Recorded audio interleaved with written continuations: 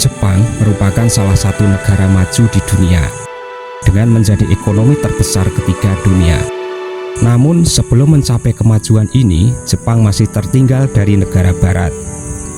Selama kurang lebih 200 tahun, Jepang berada di bawah kekuasaan Kesogunan Tokugawa dan menutup diri dari dunia luar, melarang kapal asing berlabuh ke Jepang kecuali di Pulau Dejima yang hanya berlaku untuk kapal Belanda. Deklarasi Restorasi Meiji pada tanggal 3 Januari tahun 1868 menjadi tonggak awal kemajuan Jepang. Selama masa Kesogunan Tokugawa tersebut, pemerintahan dipegang oleh bangsawan samurai dari klan Tokugawa. Sementara itu, kedudukan kaisar hanya sebagai simbol. Bahkan sebelum klan Tokugawa berkuasa, sudah banyak klan lain yang silih berganti menjadi shogun negara. Shogun merupakan sebutan untuk kepala militer sekaligus kepala pemerintahan yang memimpin Jepang. Di bawah shogun ada daimyo yang merupakan tuan tanah tiap daerah. Jabatannya seperti gubernur, dan masing-masing daimyo memiliki pasukan samurai tersendiri. Kemudian bagaimanakah awal mula modernisasi di Jepang ini? Nah, awal modernisasi Jepang sendiri bermula dari kedatangan kapal militer Amerika Serikat yang pada waktu itu dipimpin oleh Matthew Perry pada tahun 1853. Bangsa Jepang melihat kapal canggih, melihat Amerika, dan menyadari akan ketertinggalan bangsa mereka. Kemudian di tahun 1854 ditandatangani Konvensi Kanagawa yang memaksa Jepang untuk membuka pelabuhannya, mengakhiri isolasi Jepang selama 200 tahun. Dalam isi konvensi itu juga, Jepang harus menjamin keselamatan kapal Amerika, dan Amerika diizinkan untuk membuka kedutaan besar di Jepang. Setelah penandatanganan dengan negara-negara asing, Jepang pun mulai memasuki peralihan dari zaman feodal menuju zaman modern.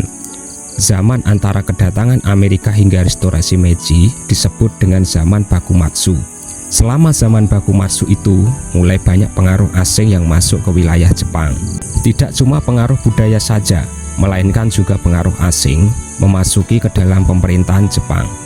Hal ini tentu saja membuat rakyat kecewa atas tunduknya Jepang kepada Amerika Serikat dan masuknya pengaruh barat di wilayah Jepang. Lantas, muncullah gerakan anti-asing di penjuru Jepang. Bangsawan yang menentang barat beserta rakyat berniat untuk mengembalikan kekuasaan kaisar dari kesogunan. Hal ini berujung pada ditumbangkannya pemerintahan Shogun Tokugawa karena Shogun Tokugawa dituding sebagai pihak yang paling bertanggung jawab. Kemudian setelah pemerintahan Shogun dihapuskan, maka kekuasaan sepenuhnya berada pada kaisar, yaitu Kaisar Komei. Kedatangan Amerika Serikat serta kemajuan yang dicapai barat telah menyadarkan Jepang betapa tertinggalnya negara Jepang dibanding dengan negara barat. Lalu muncullah tekad untuk mengejar ketertinggalan.